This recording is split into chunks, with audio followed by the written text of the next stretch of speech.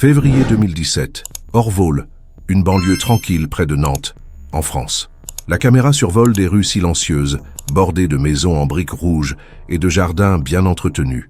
Parmi elles, une résidence attire l'attention, non pas par son mouvement, mais par le silence absolu qui semble tout engloutir autour d'elle. C'est la maison de la famille Troadec, un foyer qui, quelques jours auparavant, battait au rythme des rires, de la routine et des petites joies familiales. Maintenant, elle semble abandonnée, figée dans le temps. Mais avant de continuer avec cette affaire, je vous demande gentiment de vous abonner à notre chaîne, de laisser un like sur la vidéo et d'activer la cloche des notifications. Et laissez un commentaire ci-dessous pour nous dire d'où vous nous écoutez, c'est important pour nous. Maintenant, prêtez une grande attention à cette histoire pour en comprendre la fin. Continuons. Un quartier tranquille, une maison familiale. Mais derrière les murs, le silence cachait un terrible secret. À l'intérieur de la maison, chaque détail semble raconter une histoire interrompue. Des assiettes encore sur l'évier, comme si elles avaient été laissées au milieu d'un repas. Des vêtements éparpillés dans les chambres, comme si les occupants étaient partis à la hâte, ou comme s'ils n'avaient jamais prévu de revenir. Les voitures restent dans le garage, couvertes d'une légère poussière, témoins silencieux d'une absence que personne ne pouvait expliquer.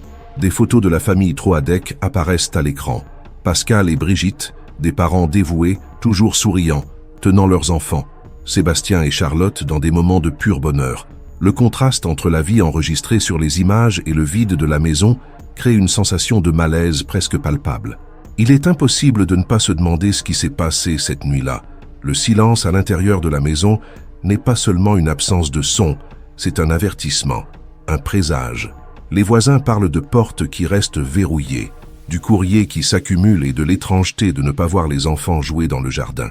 Chaque détail renforce un sentiment croissant que quelque chose de terrible est arrivé à cette famille. Quand quelque chose comme ça se produit, des questions surgissent auxquelles personne ne peut répondre immédiatement. Qu'est-il arrivé à la famille Troadec? Auraient-ils fui? Ou quelque chose de bien pire était-il arrivé? Chaque minute qui passe sans réponse alourdit le poids du mystère. Et dans cette maison, le silence n'est pas seulement le silence. C'est le premier indice d'une horreur qui reste à révéler. Alors que la caméra se déplace dans les couloirs sombres et vides, le spectateur sent que chaque ombre, chaque coin oublié, garde des secrets qui n'ont pas encore été découverts. L'atmosphère est imprégnée d'une tension silencieuse, un prélude de ce qui est à venir. Et ainsi, l'enquête commence avec des questions que personne ne voulait poser, mais qui nécessitent des réponses. Que s'est-il vraiment passé dans cette maison à Orvault? La vérité est plus sombre que quiconque pourrait l'imaginer, et le silence qui règne maintenant cache une terreur que nous commençons seulement à comprendre. La disparition. Les premiers signes que quelque chose n'allait pas sont apparus lentement, comme de petites fissures sur une façade qui semblait parfaite. Les membres de la famille qui tentèrent de contacter Pascal ou Brigitte Troadec n'ont reçu que le silence. Des messages sans réponse, des appels téléphoniques ignorés et une absence qui commençait à devenir préoccupante. Au début, personne ne soupçonnait le pire. Peut-être étaient-ils occupés, en voyage, ou avaient-ils simplement besoin de s'éloigner de la routine. Mais lorsque les jours ont passé sans aucun signe de vie, le silence s'est transformé en appréhension et l'appréhension en peur. Voisins après voisins, amis et membres de la famille ont commencé à remarquer l'étrangeté. Le jardin, normalement entretenu, était un peu plus sauvage. Le portail restait fermé, immobile, comme s'il gardait un secret. Les lettres et les journaux s'accumulaient, ignorés, dans la boîte aux lettres. De petits détails pour ceux qui observent de l'extérieur, mais des signes criants que quelque chose avait brusquement interrompu la vie de cette famille. Le sentiment de normalité avait été brisé et la communauté locale a senti l'inquiétude se propager comme une ombre sur le quartier. Les caméras de surveillance près de la résidence ont capturé des images simples, mais inquiétantes. Le portail toujours fermé, aucun mouvement de voiture ou de personnes entrant ou sortant, pas même les bruits quotidiens d'une famille. Pour l'observateur attentif, chaque image semblait être un portrait d'abandon, mais il ne s'agissait pas seulement de silence. C'était un présage d'horreur. La normalité du quotidien avait été figée dans le temps, et personne ne savait combien de temps cet état de suspension durerait. Alors que les voisins et la famille tentèrent de comprendre la situation, la police a commencé à être officiellement contactée. L'entrée dans la résidence a révélé des signes troublants, des objets déplacés, des chaises hors de leur place, des armoires ouvertes sans raison apparente. Mais ce qui attirait le plus l'attention, c'étaient les traces de sang éparpillées sur le sol de certaines pièces. Ce n'étaient pas de grandes taches, mais suffisantes pour indiquer que quelque chose de violent s'était produit. L'absence de corps rendait tout encore plus incompréhensible. Chaque trace suggérait la violence, mais personne ne pouvait affirmer avec certitude ce qui s'était passé. Le lieu semblait figé dans un moment de panique ou d'attaque soudaine. Les premières enquêtes ont dû envisager une série d'hypothèses. Disparition volontaire, enlèvement ou, dans le pire des cas, meurtre. Chaque scénario semblait plus sombre que le précédent et la police devait trouver des réponses avant que le mystère ne s'épaississe. La scène suggérait la violence, mais sans corps, sans témoin, il ne restait qu'une question. Où était la famille? Les jours suivants ont été marqués par des recherches méticuleuses. La police a fouillé chaque pièce de la résidence, chaque jardin, chaque coin obscur, à la recherche d'indices. De petites preuves ont commencé à former un schéma. Le sang, apparemment traîné, indiquait que quelqu'un avait été gravement blessé à l'intérieur de la maison. Des objets renversés suggéraient une lutte ou la panique, mais rien, ni un indice de fuite, ni des signes d'effraction, ne pointaient vers le coupable. La communauté a commencé à se mobiliser, et les médias locaux ont couvert l'affaire avec une intensité croissante. Chaque nouveau reportage amplifiait le mystère, et des questions surgissaient sans réponse. Où étaient Pascal, Brigitte, Sébastien et Charlotte? Avaient-ils été emmenés de force ou quelque chose de plus sinistre s'était-il produit à l'intérieur de cette maison qui semblait autrefois si sûre? Chaque détail qui émergeait ne faisait qu'augmenter la tension et le climat d'inquiétude se propageait non seulement parmi les voisins, mais dans tout le pays qui commençait à suivre avec horreur cette histoire qui semblait sortie d'un cauchemar. La famille avait disparu sans laisser de traces, mais quelque chose dans la maison indiquait que l'horreur ne faisait que commencer, et la vérité, lorsqu'elle éclaterait, serait plus choquante que quiconque aurait pu l'imaginer. Traces dans l'obscurité. Lorsque la police a finalement eu un accès complet à la maison de la famille Troadec, ce qui semblait n'être qu'une disparition a commencé à se transformer en un scénario d'horreur silencieuse. Chaque pièce, chaque couloir, chaque ombre semblait garder des secrets qui demandaient à être révélés. Les enquêteurs ont marché avec précaution, observant des détails qui auraient pu passer inaperçus aux yeux du commun. Des chaises déplacées, des portes entr'ouvertes, des meubles légèrement traînés, mais il y avait quelque chose que personne ne pouvait ignorer. La présence subtile, presque imperceptible, de sang. L'utilisation du luminol, populairement connu sous le nom de Blue Star, a révélé ce que la lumière du jour ne montrait pas. Sous l'éclairage spécial, des taches et des traces de sang, traînées et floues, devenaient visibles sur les murs, le sol et dans des couloirs qui semblaient inoffensifs à première vue. Le produit chimique réagissait avec des traces minimes, montrant des motifs qui racontaient une histoire de violence et de désespoir. Chaque tache indiquait le passage de quelqu'un de blessé, l'effort pour résister ou se protéger, et les mouvements chaotiques qui ont précédé le désastre. Les murs et le sol parlaient. Le sang de 4 personnes différentes confirmait. Tous avaient été attaqués à l'intérieur de la maison.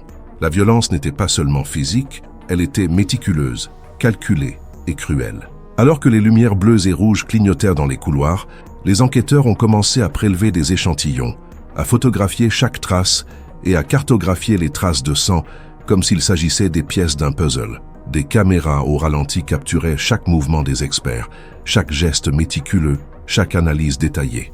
Des flashbacks dramatisés montrèrent la famille dans des moments quotidiens, riant dans la cuisine, préparant le dîner, discutant dans le salon, en fort contraste avec les vestiges d'horreur qui dominaient maintenant les mêmes environnements. Les policiers notaient tout. Chaque goutte de sang, chaque petite éclaboussure, chaque objet déplacé pouvait être crucial pour comprendre non seulement ce qui s'est passé, mais aussi qui aurait pu causer une telle terreur. Chaque preuve semblait soulever plus de questions que de réponses. La carte du sang montrait des trajectoires, des points de chute et des confrontations possibles. Pour les experts en criminalistique, cela indiquait déjà qu'il ne s'agissait pas d'une disparition ordinaire ou d'une simple querelle de famille. Quelqu'un avait planifié ou du moins préparé une attaque avec l'intention claire d'exterminer. Alors que le jour se transformait en nuit, les découvertes continuaient d'émerger. Ce qui semblait au départ n'être qu'une disparition a commencé à devenir un sinistre puzzle de violence domestique, d'obsession et de rancœur profonde. Le détail le plus troublant était que tous les indices pointaient vers quelqu'un qui connaissait intimement la routine et la disposition de la famille à l'intérieur de la maison. Et puis est venue la pensée qui glaçait le sang de tous. Si l'attaque était interne, planifiée et exécutée avec une telle précision, qui dans la vie de la famille Troadec aurait eu des raisons d'éliminer chacun de ses membres? La question flottait dans l'air alors que la caméra s'éloignait, montrant des couloirs plongés dans l'ombre, des taches de sang illuminées par l'éclat spectral du luminol et le silence absolu qui enveloppait la maison.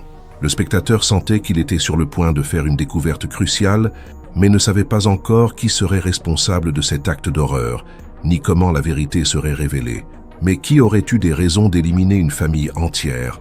La réponse était plus proche que quiconque l'imaginait, cachée parmi les liens du sang, les secrets de famille, et une obsession que personne n'aurait pu prévoir. Le secret de l'or. Alors que la police examinait chaque trace dans la maison, une vieille rumeur a commencé à émerger, comme une ombre sur l'horreur récemment découverte. Un trésor caché, un or d'une valeur incalculable, aurait été accumulé par le père de la famille Troadec au fil des ans, lors de travaux et de projets. De petites fortunes en lingots et en pièces, stockées en secret, générèrent des intrigues familiales que personne en dehors de la famille n'imaginait. L'or jusqu'alors n'était qu'une rumeur, des histoires racontées à voix basse entre voisins, des souvenirs d'affaires passées, des fragments de conversations entendues par hasard. Un trésor caché, de l'or gardé avec secret et méfiance. Pour certains, la richesse, pour d'autres, l'obsession. Et parfois, l'obsession transforme le désir en violence.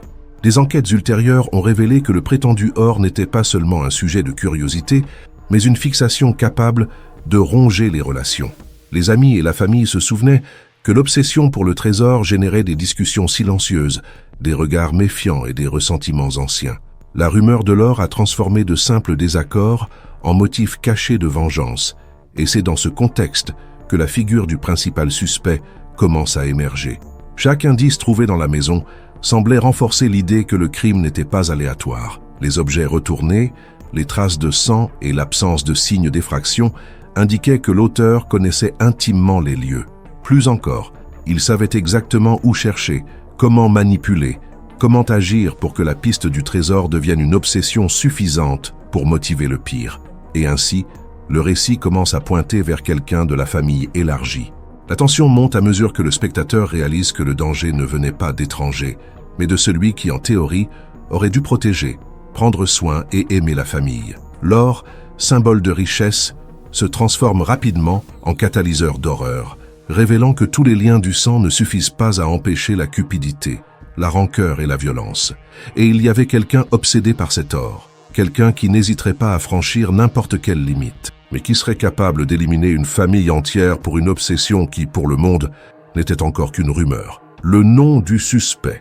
À mesure que l'enquête progressait, un nom a commencé à émerger silencieusement parmi les enquêteurs. Hubert Kawissin, l'ex-beau-frère de la famille Troadec et le compagnon de Lydie, la sœur de Pascal. Pour la communauté, Hubert n'était qu'une connaissance parmi d'autres, quelqu'un qui circulait lors des réunions de famille, apparemment ordinaire, sans antécédents criminels pertinents. Mais pour les enquêteurs, certaines coïncidences sont rapidement devenues suspectes. Il connaissait la routine de la maison, savait les heures d'arrivée et de départ, et plus important encore, il avait accès aux histoires et aux rumeurs sur l'or caché. Quand le danger vient de l'intérieur, la ligne entre confiance et trahison devient mince, et parfois, l'ennemi est plus proche qu'on ne l'imagine. Les experts de la police scientifique ont trouvé des traces d'ADN d'Hubert dans la maison et dans l'une des voitures de la famille. De petits détails qui, ajoutés aux conversations avec les voisins et la famille, ont commencé à former un schéma préoccupant. Chaque preuve semblait confirmer ce que personne ne voulait croire. L'auteur du massacre n'était pas un étranger, mais quelqu'un profondément enraciné dans le cercle familial. Les caméras de surveillance, les relevés téléphoniques et les suivis numériques ont aidé à reconstituer ces mouvements. Le schéma était clair. Il savait quand la famille serait vulnérable, quels itinéraires utiliser et surtout, il connaissait les secrets que les Troadec gardaient, y compris l'obsession de certains membres pour le trésor. Pour les enquêteurs, ce n'était pas seulement un crime, c'était une préméditation méticuleuse. Hubert Kawissin n'était pas seulement un suspect, il était la clé pour comprendre ce qui s'était passé dans cette maison. Et lorsqu'il serait confronté aux faits, il devrait décider de révéler la vérité ou de s'enfoncer encore plus dans l'obscurité de son propre crime. Alors que l'enquête s'intensifiait, la tension dans la ville et dans les médias grandissait. Chaque voisin se demandait, quelqu'un d'aussi proche pourrait-il commettre un acte aussi terrible? le public commençait à réaliser que, très souvent, les plus grandes horreurs ne viennent pas d'étrangers, mais de ceux qui partagent des liens de sang et de confiance. Quand Hubert serait finalement confronté, la France attendait l'aveu qui révélerait non seulement les motifs, mais aussi l'étendue d'un crime que personne n'aurait pu imaginer. Et la vérité, lorsqu'elle éclaterait, changerait à jamais la perception de qui était en sécurité et de qui pouvait être mortellement dangereux. La nuit de l'horreur. Quand Hubert Kawissin a finalement été interrogé, ce qui semblait impossible a commencé à se dérouler sous les yeux des enquêteurs. Ses aveux ont mis en lumière des détails que personne dans la ville, et peut-être même en France, n'était préparé à entendre. La nuit du massacre de la famille Troadec n'a pas été une impulsion isolée, mais un acte de violence méticuleusement calculé, alimenté par des années de ressentiment, d'obsession et une fixation sur le prétendu trésor en or. Selon Hubert, il s'est approché de la résidence discrètement, choisissant la nuit la plus sombre de la semaine, sachant que tout le monde serait à l'intérieur de la maison, inconscient du danger qui approchait. Il s'est caché dans le garage, observant les mouvements à l'intérieur de la résidence. Avec un stéthoscope, a-t-il avoué, il a tenté d'écouter les pas et les conversations de la famille, s'assurant que personne ne remarquerait sa présence. Chaque mouvement à l'intérieur de la maison semblait anticipé, chaque réaction prévue. Pour lui, ce n'était pas seulement un crime, c'était l'exécution d'une obsession qui rongeait son esprit depuis des années. En quelques heures, une maison qui abritait autrefois des rires et une routine familiale s'est transformée en un théâtre d'horreur absolue. Ce n'était pas seulement la violence physique, mais la trahison, la rupture de la confiance la plus profonde qui hantait chaque mur de ce foyer. Hubert a décrit la confrontation initiale. Pascal et Brigitte, surpris par sa présence inattendue, ont tenté de se défendre. Sébastien et Charlotte, jeunes et confiants dans la sécurité de leur propre maison, ont été pris par surprise.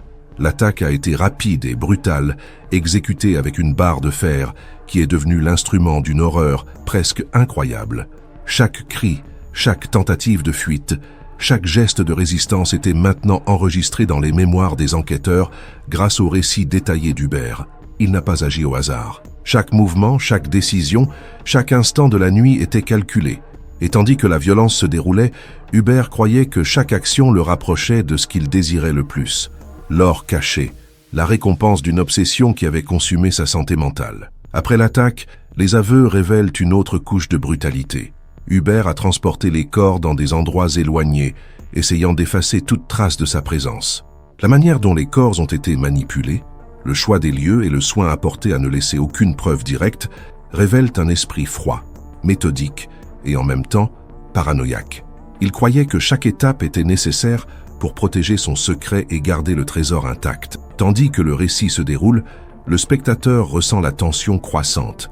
Une famille entière éliminée par quelqu'un qu'il considérait comme faisant partie de leur propre cercle. La trahison est complète, et l'impact émotionnel se mêle à l'enquête. Comment quelqu'un pourrait-il planifier et exécuter un tel acte sans que personne ne s'en doute? Mais l'horreur de la nuit ne s'est pas terminée avec l'attaque. Ce qui a suivi, ce que Hubert a fait pour cacher les corps et effacer ses traces, révélerait un niveau de cruauté et d'obsession que personne n'aurait pu imaginer. L'obscurité de cette nuit n'avait pas encore cédé la place à la lumière de la vérité. Le démembrement et le feu. Après avoir avoué la violence qui s'est déroulée dans la résidence des Troadec, Hubert Kawissin a révélé ce que beaucoup considéreraient impensable. Il ne suffisait pas d'éliminer la famille, il devait s'assurer qu'aucune preuve ne le lierait à la scène du crime. Le plan de dissimulation est devenu aussi méticuleux que l'exécution du massacre. Dans un silence absolu, pendant des heures qui semblaient interminables, Hubert a transporté les corps de la résidence vers des lieux éloignés, choisis avec un soin extrême. Selon ses propres aveux, le premier arrêt fut sa ferme dans le Finistère, un lieu isolé, entouré de forêts denses et loin des regards curieux, où il croyait pouvoir se débarrasser définitivement des preuves. Là, il a commencé le processus macabre de démembrement, utilisant des outils simples, mais de manière méthodique. Chaque mouvement, chaque coupe, chaque fragment a été pensé pour réduire la possibilité d'une identification future. Quand l'horreur se mêle à l'obsession, même l'impossible devient réalité.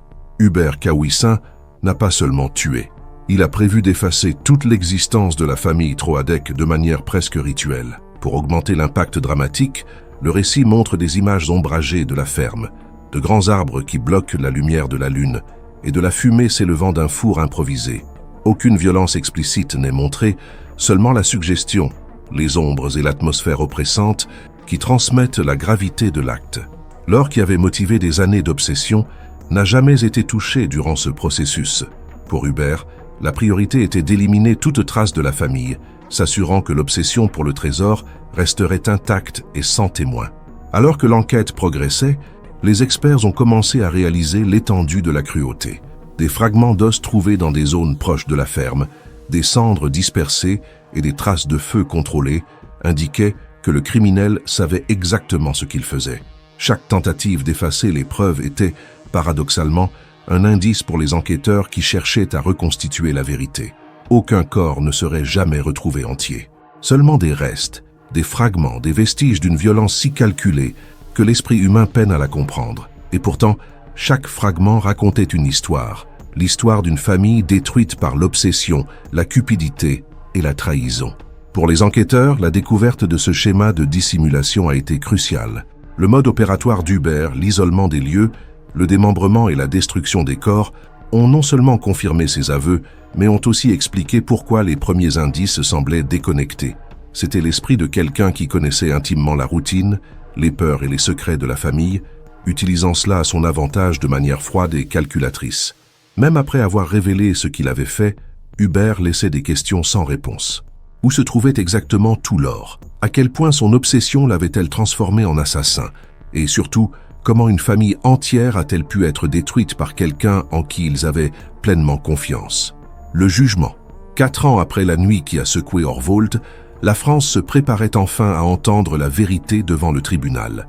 L'affaire de la famille Troadec était devenue un symbole d'horreur, d'obsession et de trahison, captivant l'attention de tout le pays. Les rues autour du tribunal de Nantes étaient envahies par des journalistes, des caméras et des curieux, tous impatients de comprendre comment un membre de la famille pouvait commettre un crime aussi extrême.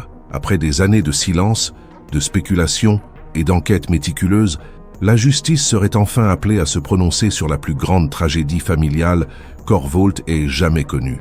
Le procès a commencé avec les récits détaillés des enquêteurs, des photographies de la résidence, des schémas, des traces de sang et des preuves médico-légales ont été présentés. Chaque image et chaque détail technique aidait à reconstituer la séquence des événements de cette nuit terrible. Des experts en criminalistique et des psychiatres ont décrit Hubert Kaouissin comme quelqu'un d'obsédé, paranoïaque, méthodique, quelqu'un qui, selon eux, n'a pas seulement planifié le meurtre, mais l'a exécuté avec une froideur presque chirurgicale. Les témoignages de la famille et des amis ont créé un contraste dramatique. Des souvenirs de la vie quotidienne, des fêtes de famille, des rires partagés, tout cela maintenant déchiré par la violence d'Hubert. La communauté entière a été émue en réalisant qu'une famille entière avait été détruite par quelqu'un en qui ils avaient pleinement confiance. Chaque récit apportait des larmes, des soupirs et un poids qui semblait remplir le tribunal, rendant l'expérience presque insupportable pour ceux qui assistaient. Tandis que l'accusation détaillait les mouvements, les calculs et l'obsession d'Hubert, chaque détail renforçait une idée terrifiante. Le crime n'était pas une impulsion, mais une préméditation froide, alimentée par des années de ressentiment et de cupidité. Lydie, la sœur de Pascal et compagne d'Hubert, a également eu son moment au tribunal. Elle a été accusée de dissimulation de preuves et son témoignage a révélé la peur, la complicité partielle et le choc face à l'ampleur du crime. La tension a augmenté à mesure que les avocats de la défense et les procureurs se disputaient chaque point, chaque preuve, chaque interprétation des faits. Le récit construit par l'accusation, fondé sur des années d'enquête, semblait presque cinématographique, un puzzle complexe d'obsession, de violence et de secrets de famille. Le point culminant du procès est arrivé avec la lecture du verdict. Hubert a été condamné à 30 ans de prison, tandis que Lydie a reçu 3 ans pour recel de cadavres. L'impact de cette décision a retenti à Orvault et dans toute la France. La justice avait été rendue, mais les cicatrices émotionnelles et l'incrédulité resteraient longtemps. Même avec le verdict, le mystère entourant l'or n'a pas été complètement résolu. L'obsession qui a motivé le massacre continuait de jeter une ombre sur ceux qui restaient. Le tribunal avait statué sur les coupables, mais le vide laissé par la famille Troadec et l'énigme du trésor demeuraient. Et ainsi, la tragédie devenait non seulement une histoire de crime, mais un sombre avertissement sur les limites de la cupidité et de la trahison. L'or n'a jamais été retrouvé. Et peut-être, on ne découvrira jamais toute l'étendue de l'obsession qui a transformé Hubert Kawissin en assassin. La vérité, dans ce cas, était aussi cruelle que les conséquences de l'acte.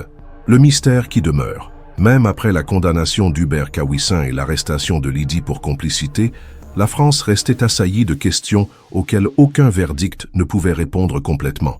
L'affaire de la famille Troadec était devenue un symbole d'horreur, d'obsession et de méfiance, mais aussi de secrets qui semblaient échapper à la justice. Alors que la couverture médiatique diminuait, un mystère persistait, planant sur Orvault et tous ceux qui avaient suivi la tragédie.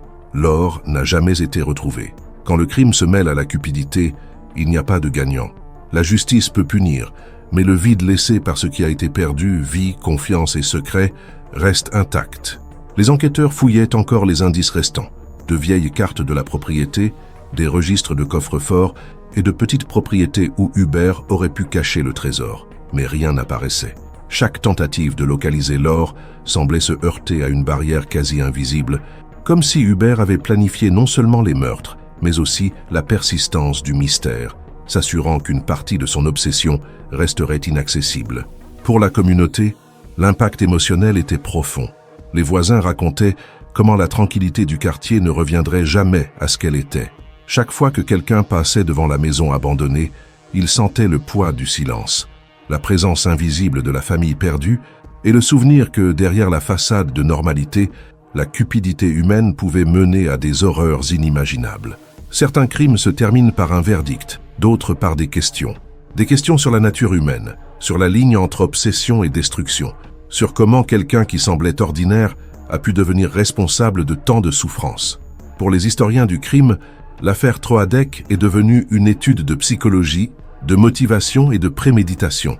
L'obsession pour l'or a transformé un membre de la famille en assassin, montrant que ni les liens du sang ni la confiance ne peuvent empêcher le pire de survenir. Les experts soulignaient que même avec des preuves concrètes, certains aspects du comportement humain restent impossibles à prévoir, et c'est exactement ce que l'affaire Troadec révélait. Le mystère a également engendré des théories et des débats dans la société française. Certains spéculaient qu'Hubert aurait pu cacher l'or dans des endroits que personne n'imaginerait jamais. D'autres croyaient qu'une partie de l'obsession était symbolique, que le trésor représentait le désir de contrôle et de pouvoir, plus que la richesse matérielle. Chaque théorie, cependant, renforçait la même idée. L'esprit humain peut être imprévisible et dangereux lorsqu'il est guidé par la cupidité et le ressentiment. Même avec la justice rendue, l'histoire de la famille Troadec continue de hanter. L'or reste perdu. Les souvenirs de la famille sont des fragments d'une vie interrompue, et la question qui résonne reste sans réponse. Qu'est-ce qu'Hubert Kawissin portait d'autre dans son obsession que le monde ne découvrira jamais? Le mystère qui a commencé à Orvault flotte toujours dans l'air, rappelant à tous que, parfois, la vérité est aussi terrible que le crime lui-même.